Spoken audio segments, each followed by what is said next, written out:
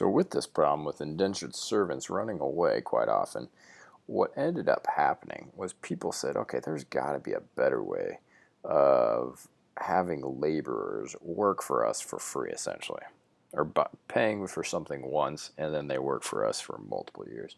And this is where slavery enters into the United States, and specifically into the 13 colonies, because of course the 13 colonies under the King of England is what it is before we get to America after the American Revolutionary War. Okay, so with that being said, don't forget, indentured servants is the predecessor to slavery. Okay, now let's go back to this concept of why you would leave England to travel to the Americas when you're leaving everything you've ever known, maybe all your friends, your family potentially, and you're going to the Americas. Why would you do that? In your table groups, discuss what would cause people to travel with the London Company to the Americas. Go. Okay, now if you said something along the lines of exploration, it was something new, it was exciting, they were adventurous. Those are all the correct answers. But understand it goes beyond that. In England, land was very difficult to come by. People had been living in England for centuries at this point in time. Ever since the Roman Empire, and even before that, there were tribal groups in England. And remember, England is an island. Yeah, it's a country, but it's a very small country compared to the United States. In fact, if you want, Google it right now. Why don't you Google it? How large is England in comparison to the United States? What state, perhaps, is a similar size to England or the United Kingdom? You'll note that it's not very big. And so you think about it, centuries of people living and creating a civilization and growing and forming a government and going through having all those civilization bonuses, and lots of people in England doesn't allow for people born of your generation, of my generation, any ability to go purchase their own land and set up their own farm and create a life for themselves. So one of the things that actually drove people to be, yes, adventurous, be courageous, and go to the Americas with the London Company was the fact that life was too expensive back in England. People were living in slums. People were living in poverty. And so to break that cycle for themselves and for their family, they would uproot their family and go to the Americas. Especially because the King of England promised them something called the headright system. It meant that every individual, every adult, would receive 50 acres of land for free. 50 acres of land for free. What's the catch? Well, first of all, you have to make sure you don't die in the 3 to 6 month long voyage from England to the Americas. Second of all, once you get to the Americas, whether you're almost ready to die or you're barely holding on, okay, you still have to farm that land. In order to receive those 50 acres, you had to cultivate that ground.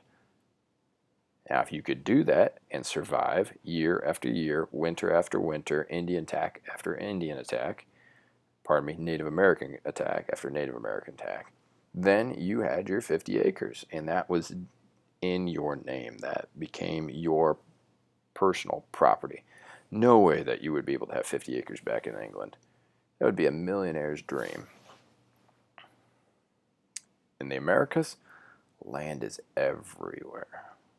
And it's all for free if you can survive and if you can make that land into something valuable. So, remember that as we get into why are people coming to the Americas. Now, we said slavery was a big deal. Okay, if you got 50 acres of that land and you're supposed to prove to the King of England and to the governor of that colony that you have cultivated that ground, well, you're probably going to farm on it. You're going to chop all the trees down. You're going to remove all the stones. You're going to start planting crops for your family to live off of for the year. In addition to that, more of those acres, in fact, most of those acres are going to be cash crops, things that you can convert so that the crop, such as tobacco, can then be shipped back to England, back to Europe, and sold at a higher price. If that's the case, and you've got 50 acres for you, 50 acres for your wife, and maybe your oldest son was old enough, he came with you, you have 150 acres. You're not going to, between the three of you, you're not going to farm all of that. No way, 150 acres for three people to farm? Forget it. You need help. And remember, your indentured servants that you may or may not have had, they've run away. They're gone. Who knows where they're at? They could be up in Canada for all you know. They could be across the Appalachian Mountains. Maybe they tried to go through the Appalachian Mountains, didn't make it. Maybe they're down in Spanish Florida for all you know. They're gone. Who knows? Maybe they've even gone back to England, or they've gone down to the Caribbean on a ship. Gone. So what are you going to do? Well, lucky for you, in 1619, what lands on the shores of the Americas? Well, it's a Dutch ship. It had been blown off course as it had brought slaves over to the Caribbean. A storm had blown it off course and tattered that ship lands in the Americas full of slaves. 1619 is the first time we see slaves in the Americas. Remember, you've got 150 acres, so what are you going to do? You need workforce. You need a workforce because the more of your land that you can farm, the more food you have to live off of each year, and the more money you can make by selling your items back here to England. And so slavery becomes the permanent form of workforce in the Americas. Specifically, let's be specific, in the southern colonies and in somewhat in the central colonies, predominantly in the southern colonies. So don't forget your three sets of colonies. Okay. Now, in your table groups, go ahead and discuss what is the impact of tobacco in the Americas, and what is an indentured servant, and how does indentured servitude lead to slavery? So, what is the impact of slavery? Pardon me, scratch that out. What is the impact of tobacco in the colonies? And how does indentured servanthood lead to slavery? Go ahead and discuss that.